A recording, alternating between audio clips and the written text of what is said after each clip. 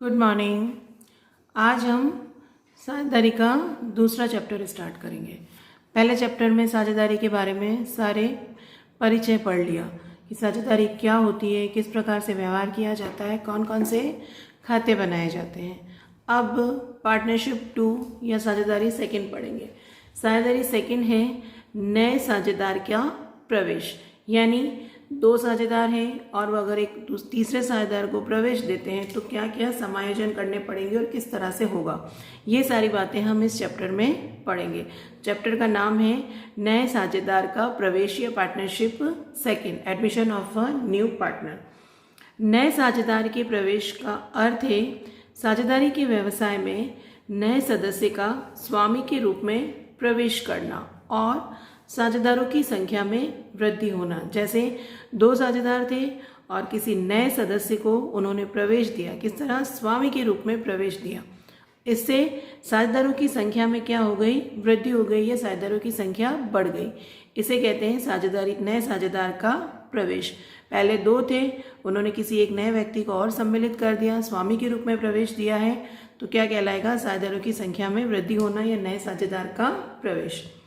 भारतीय साझेदारी अधिनियम 1932 के अनुसार वर्तमान साझेदारों की आपसी सहमति से एक नए व्यक्ति को फर्म में साझेदार बनाया जा सकता है।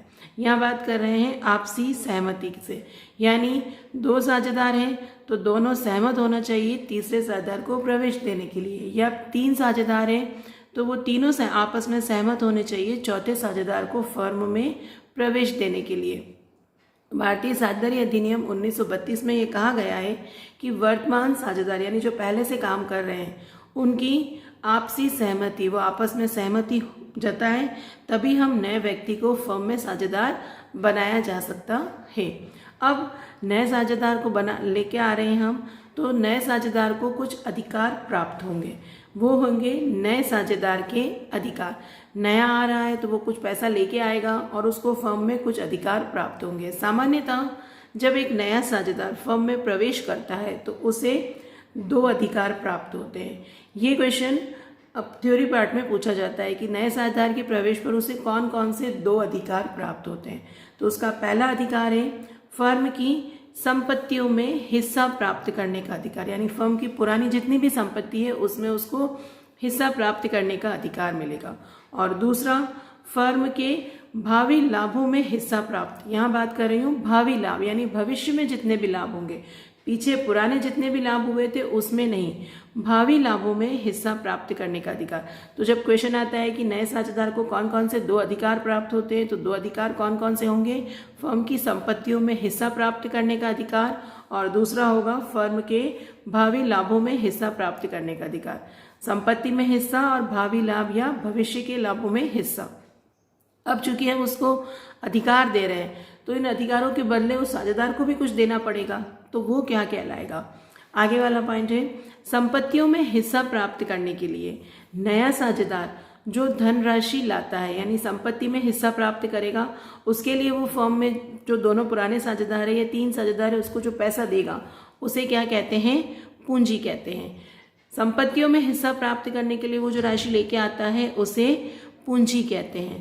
तथा भावी लाभों में हिस्सा प्राप्त करने के लिए जो धनराशि लाता है उसे ख्याति कहा जाता है। ख्याति नया वर्ड आया कि संपत्तियों में हिस्सा प्राप्त करने के लिए वो जो पैसा लाता है वह तो उसकी क्या कहलाती है, पूंजी कहलाती है, जबकि भविष्य के लाभों में हिस्सा प्राप्त करने के लिए वो जो धनराशि लाता है उसे क्या कहेंगे हम, ख्याति या गुडविल कहेंगे।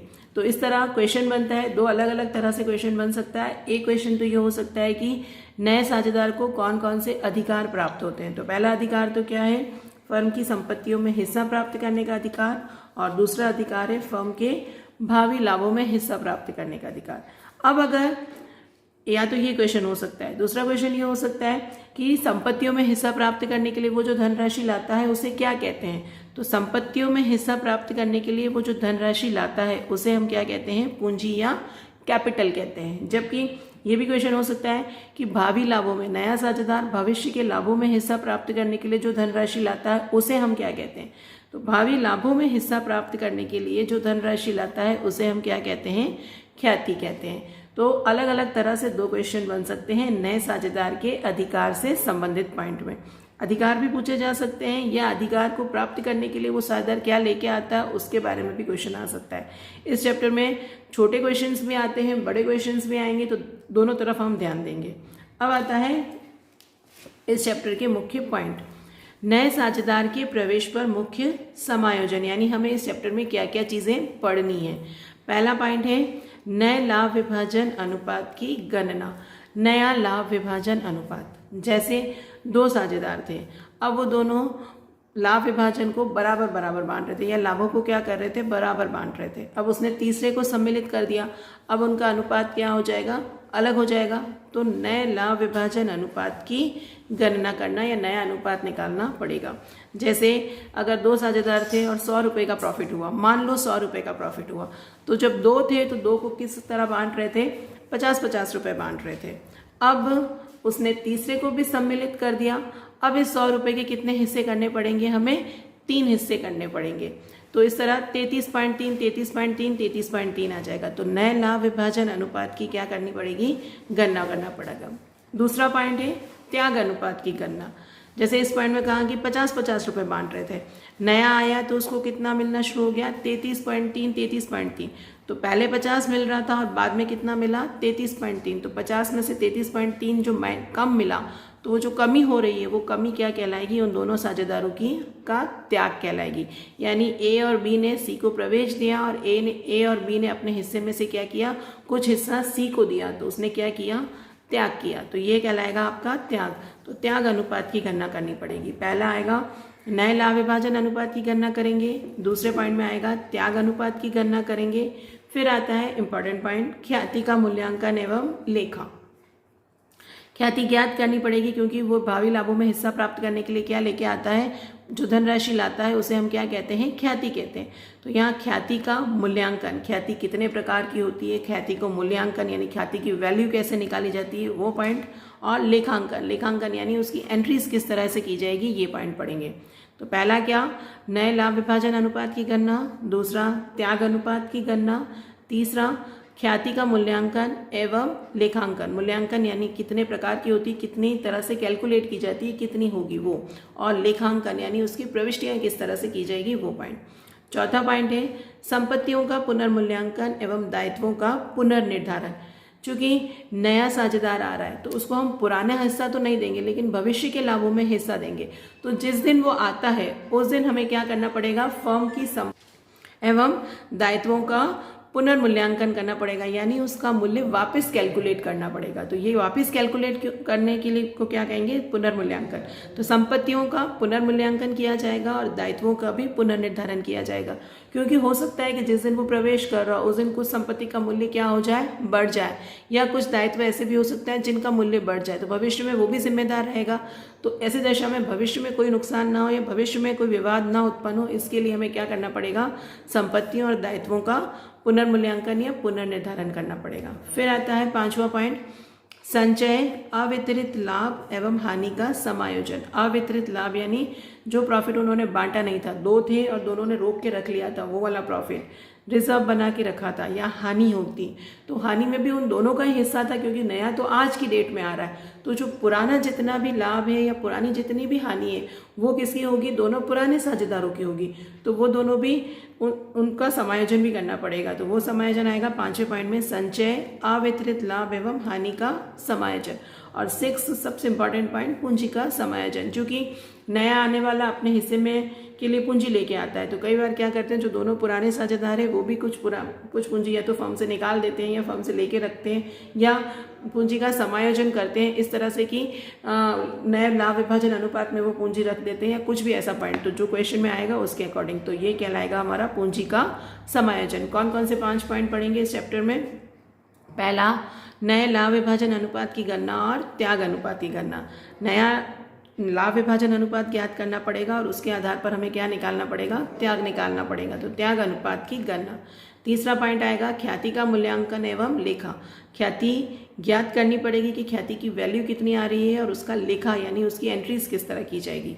चौथा है संपत्तियों का पुनर्मूल्यांकन एवं दायित्वों का पुनर्निर्धारण, यानी फर्म की जो पुरानी संपत्ति एवं पुराने दायित्व हैं उनका वापस मूल्य निकाला जाएगा और आज की डेट में उसकी वैल्यू निकाल कर उसके अकॉर्डिंग उसका समायोजन करना पड़ेगा। फिर है 5वां संचय, अवितरित लाभ एवं हानि का समायोजन। फर्म में नए साझेदार के प्रवेश से पहले का जितना भी पैसा पड़ा हुआ है रिजर्व के रूप में, लाभ के रूप में, उसका समायोजन करना पड़ेगा और जिस तरह हम लाभ का समायोजन करेंगे उस तरह हमें हानि को भी समायोजित करना पड़ेगा। तो संचय, अवितरित लाभ एवं हानि का समायोजन। और छठा पॉइंट है पूंजी का समायोजन, यानी नया आ रहा है तो नए के अकॉर्डिंग दोनों साझेदार अपनी पूंजी रखना चाहते हैं या पुराने के अकॉर्डिंग रखेंगे, वो पूंजी का समायोजन।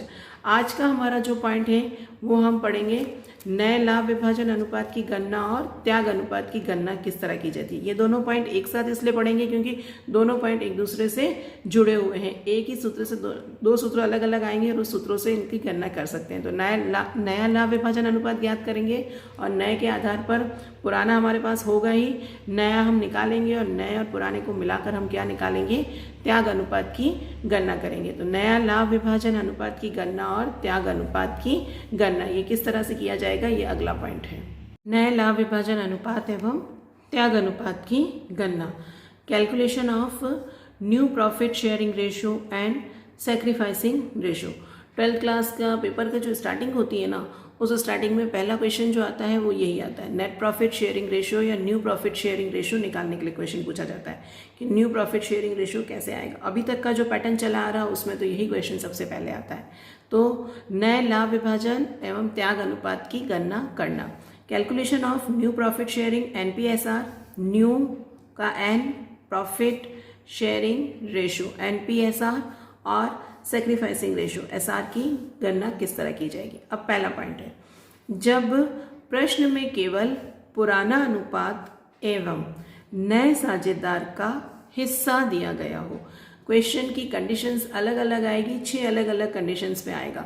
तो आपको उस क्वेश्चन को देखकर पता लगाना है कि कौन सी कंडीशन है और किसके अकॉर्डिंग हमें नया प्रॉफिट शेयरिंग रेशियो कैसे निकालेंगे। अब यहाँ पॉइंट है, जब प्रश्न में केवल पुराना अनुपात यानी A और B अगर साझेदार थे तो उनका अनुपात दिया हुआ होगा, साथ में क्या होगा, एवं नए साझेदार का हिस्सा दिया गया हो। नए साझेदार का हिस्से का मतलब है कि नया साझेदार कितने हिस्से के लिए प्रवेश ले रहा है वो बता रखा हो। तो अब हम नया लाभ विभाजन अनुपात और त्याग अनुपात किस तरह कैलकुलेट करेंगे। जैसे एक एग्जाम्पल लेके चलते हैं, A और B एक फर्म में 3:1 में लाभ विभाजन करते हैं। 3:1 उनका क्या माना जाएगा, पुराना अनुपात। फिर C लाभ में 1/4 हिस्से के लिए प्रवेश करता है, ये क्या है, नए साझेदार का हिस्सा। नया लाभ विभाजन अनुपात यानी न्यू प्रॉफिट शेयरिंग रेशियो और त्याग अनुपात सेक्रीफाइसिंग रेशियो ज्ञात करो। यह एक तो क्या कहलाएगा, न्यू प्रॉफिट शेयरिंग रेशियो, और ये क्या कहलाएगा आपका, सेक्रीफाइसिंग रेशियो या त्याग अनुपात ज्ञात करो। तो कैसे निकालेंगे, पॉइंट क्या था, जब प्रश्न में केवल पुराना अनुपात और नए साझेदार का हिस्सा दिया गया। हर बार कंडीशन चेंज हो जाएगी और कंडीशन के चेंज होने के साथ साथ उस सवाल को सॉल्व करने का तरीका भी चेंज हो जाएगा। यहाँ हमें नया अनुपात तो नहीं दे रखा है, सिर्फ ये कहा है कि नए को प्रवेश कितने हिस्से के लिए दिया है, 1/4 हिस्से के लिए। और दोनों पुराने साझेदार फर्म में 3:1 में लाभ का विभाजन करते थे। तो अब इसका सॉल्यूशन हम क्या करेंगे, माना कि फर्म का कुल लाभ 100 नहीं, कितना मान के चलेंगे, 1 मानेंगे। माना कि फर्म का कुल लाभ 1। अब इस 1 में से C को कितना हिस्सा दे दिया, C लाभ में 1/4 हिस्से के लिए प्रवेश, यानी इस 1 में से 1/4 हमने किसको दे दिया, C को दे दिया। C का हिस्सा 1/4, तो एक पूरा प्रॉफिट था, उस एक पूरे प्रॉफिट में से 1/4 किसको निकाल के दे दिया, C को दे दिया। अब किसके लिए बचेगा, A और B के लिए कितना बचेगा, A और B के लिए बचा, क्या करेंगे, 1 माइनस 1/4, 1 में से 1/4 क्या करेंगे, माइनस करेंगे, कितना आया, 3/4, यानी फर्म का कुल लाभ 1 था। पहले तो वो दोनों क्या करते थे, फर्म के पूरे 1 रुपये का जो लाभ हो रहा था उसको कौन से अनुपात में बांटते थे, 3:1 में बांट देते थे। यानी इस 1 रुपये के लाभ में से 3:1 में बांटते थे, यानी 1 रुपया का 75% तो किसको मिल जाता था, ए को मिलता था, और 25% किसको मिलता था, बी को मिलता था। लेकिन अब यहाँ क्या हो रहा है, सी को 1/4 हिस्से के लिए प्रवेश दे दिया। तो माना कि फर्म का कुल लाभ 1, सी का हिस्सा 1/4, ए और बी के लिए क्या बचेगा, 1 में से 1/4 उन्होंने किसको देना शुरू कर दिया, सी को दिया। तो ए और बी ने अपने लिए क्या बचा के रखा, 1 - 1/4। इसको सॉल्व करोगे, इसको सॉल्व करने का तरीका तुम्हें पता होगा कैसे करते हैं। 1 में से 1/4 माइनस करेंगे, कितना बचेगा, 3/4। अब इस 3/4 को ए और बी अपने लाभ विभाजन अनुपात में क्या करेंगे, बांट देंगे। तो कैसे बांटेंगे, ए का नया हिस्सा 3/4 का 3/4, कहाँ से आया 3/4 का 3/4, ये तो 3/4 है, तो 3/4 का 3 और 1 को जोड़ोगे तो कितना आएगा, 4। तो ए का हिस्सा कितना है, 3/4, तो 3/4 का 3/4 कैसे निकालोगे, 3/4 का है तो इंटू 3/4 दिया 9 और 4 चौक 16। इस तरह ए का नया क्या आएगा, 9/16, 3 तिया 9 और 4 चौक 16 कैसे आया, 3/4 इंटू 3/4 किया तो 3 तिया 9 और 4 चौक 16। अब आते हैं बी पे। बी का नया हिस्सा 3/4 का 1/4, 1/4 कैसे आएगा, 1/4, तो 1/4 वापस वही 3/4 तो है ही, तो 3/4 का 1/4, 3/4 इंटू 1/4, 3 एकम 3, 4 चौक 16। ये ए का, ये हमारे पास बी का, और सी का कितना था, 1/4। तो अब हम जब नया अनुपात लिखेंगे तो कैसे लिखेंगे, नया लाभ विभाजन अनुपात, ए का 9/16, बी का 3/16 और सी का 1/4। ये कभी छोटी क्लास में पढ़ा होगा कि हर और अंश के बारे में। तो न्यूमरेटर और डिनोमिनेटर हमेशा क्या होने चाहिए, आपके बराबर होने चाहिए। यहाँ पर 16 है, यहाँ पर 16 है, तो इस 4 को भी मुझे क्या बनाना पड़ेगा, 16 बनाना पड़ेगा। इस 4 को 16 बनाने के लिए मैं क्या करूँ, 4 ऊपर भी 4 से भाग गुना कर दूंगी और नीचे भी 4 से गुना कर दूंगी, तो ये कितना हो जाएगा, 4/16। तो नया अनुपात क्या बनेगा, 9, 3 और 4, ये 9, ये 3 और ये 4, 9:3:4, ये तो नया लाभ विभाजन अनुपात, new profit sharing ratio, NPSR। अब आते हैं त्याग अनुपात। त्याग अनुपात के लिए एक सूत्र याद करना है तुम्हें, पुराना अनुपात माइनस नया अनुपात, पुराना old ratio minus new ratio, old ratio minus new ratio. अब ए का त्याग, चूंकि त्याग किसने किया होगा, ए और बी ने किया होगा, तो हम त्याग किसका निकालेंगे, सिर्फ ए और बी का। तो ए का त्याग, ए का पुराना अनुपात था 3/4, नया अनुपात आया है 9/16। बी का त्याग, बी का पुराना था 1/4, बी का नया आया है 3/16। इस इक्वेशन को सॉल्व करोगे तो ये आपके पास आएगा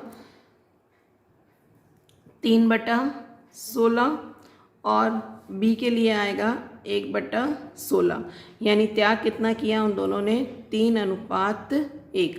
तो ये तो आया आपका त्याग अनुपात, सेक्रीफाइसिंग रेशो, और ये आया आपका नया अनुपात 9, 3 और 4। एक बार इसी को वापस रिपीट कर रही हूँ और तुम भी इस क्वेश्चन को वापस करने की कोशिश करना, क्योंकि नया अनुपात हर हाल में पूछा जाएगा और आगे बड़े क्वेश्चंस में भी हमारे काम में आएगा। क्वेश्चन पॉइंट क्या था, जब प्रश्न में केवल पुराना अनुपात एवं नए साझेदार का हिस्सा दिया, पुराना अनुपात दे रखा और नए का हिस्सा दे रखा था। ए और बी एक फर्म में 3:1 में लाभ विभाजन करते हैं, पुराना अनुपात है। सी लाभ में 1/4 हिस्से के लिए प्रवेश करता है। सी को कितने हिस्से के लिए प्रवेश देते हैं, 1/4 हिस्से के, तो नया अनुपात। क्या करेंगे, माना कि फर्म का कुल लाभ 1, सी का हिस्सा 1/4, ए और बी के लिए बचा 1 - 1/4, 3/4। अब ए का नया हिस्सा, इस 3/4 का 3/4, 3/4 वापस कौन सा वाला, ये वाला 3/4 का 3/4, ये निकालोगे 3/4 × 3/4 = 9/16। उसी तरह बी का नया हिस्सा, उसी 3/4 का 1/4, 3/4 × 1/4 3/16। नया लाभ विभाजन अनुपात ए का 9/16, बी का 3/16 और सी का कितना था, 1/4 ऑलरेडी था। न्यूमरेटर बराबर करने के लिए, न्यूमरेटर और डिनोमिनेटर की बात करें तो डिनोमिनेटर बराबर करने के लिए 16 16 और यहाँ पर 4 है तो यहाँ पर भी मुझे क्या करना है, 16 ही करना है। तो 16 कैसे होगा, 4 को क्या करूँ, ऊपर भी 4 से गुना कर दूँ और नीचे भी 4 से गुना करूँ, तो 4 × 4 4 × 4 16। तो नया अनुपात 9 3 और 4, 9 3 और 4। त्याग अनुपात का सूत्र होता है पुराना अनुपात माइनस नया अनुपात, old ratio minus new ratio. A का त्याग 3/4 माइनस 9/16 यानी 3/16, बी का त्याग 1/4 माइनस 3/16 = 1/16। नया त्याग का अनुपात आया 3:1। तो दो चीज़ पूछी थी, नया अनुपात और त्याग अनुपात। नया अनुपात तो आया 9 3 और 4 और त्याग का अनुपात आया 3:1। ये होगा फर्स्ट मेथड से क्वेश्चन सॉल्व। सेकेंड पॉइंट है, जब नया साझेदार पुराने साझेदार से समान अनुपात में अपना हिस्सा प्राप्त कर रहा हो, यानी नया साझेदार का हिस्सा भी दे रखा हो, दोनों पुराना अनुपात भी दे रखा हो और साथ ही एक लाइन और ऐड करी हुई कि नया साझेदार जो आ रहा है वो पुराने साझेदारों से समान अनुपात में यानी कि बराबर अनुपात में अपना हिस्सा प्राप्त कर रहा हो। पिछला पॉइंट तो है, इसके साथ कुछ लाइन्स और ऐड कर दिए। क्वेश्चन लेके चलेंगे, ए और बी एक फर्म में 7:5 के अनुपात में लाभ विभाजन करते हैं, यानी पिछले वाले पॉइंट में भी था ए और बी का अनुपात दे रखा था। सी को लाभों में 1/6 हिस्से के लिए प्रवेश दिया या साझेदार बनाया। यहाँ तक का पॉइंट तो हमारा पिछले पॉइंट के जैसा ही है, लेकिन यहाँ इसके आगे एक लाइन और जुड़ी हुई है। सी अपना हिस्सा ए और बी से बराबर प्राप्त करता है। यहाँ इसने लाइन कह दी कि सी अपना हिस्सा कैसे प्राप्त करता है, ए और बी से बराबर प्राप्त करते हैं, यानी 1/6 का आधा उसको कौन देता है, ए देता है, 1/6 का आधा उसको कौन देता है, बी देता है। नया लाभ विभाजन अनुपात व त्याग अनुपात ज्ञात करें। नया अनुपात और त्याग अनुपात ज्ञात करना है। कैसे करेंगे, सबसे पहले सी का हिस्सा 1/6, अब वो किससे प्राप्त कर रहा है, ए और बी से। और कैसे प्राप्त कर रहा है, समान अनुपात में। समान अनुपात का मतलब आधा उसको कौन दे रहा है, ए दे रहा है, और आधा उसको कौन दे रहा है, बी दे रहा है। तो क्या लिखेंगे, ए से प्राप्त हुआ 1/6 का आधा यानी 1/12। यहीं पर लिखेंगे बी से प्राप्त हुआ वापस वही 1/6 का आधा, 1/12। 1/12 उसको किसने दिया, ए ने दिया, 1/12 उसको किसने दिया, बी ने दिया। अब क्या करेंगे, ए का पुराना हिस्सा, ए का पुराना हिस्सा कितना दे रखा था क्वेश्चन में, 7:5 के अकॉर्डिंग। तो 7:5 यानी ए का पुराना कितना हुआ, 7/12। ए ने सी को दिया 1/12। ए का नया 7/12 उसका पुराना था, उसमें से 1/12 उसने उसको दे दिया, तो अब ए का नया कितना हो गया, 6/12। इसी तरह बी का करेंगे, बी का पुराना हिस्सा 5/12, बी ने सी को दिया 1/12। बी का नया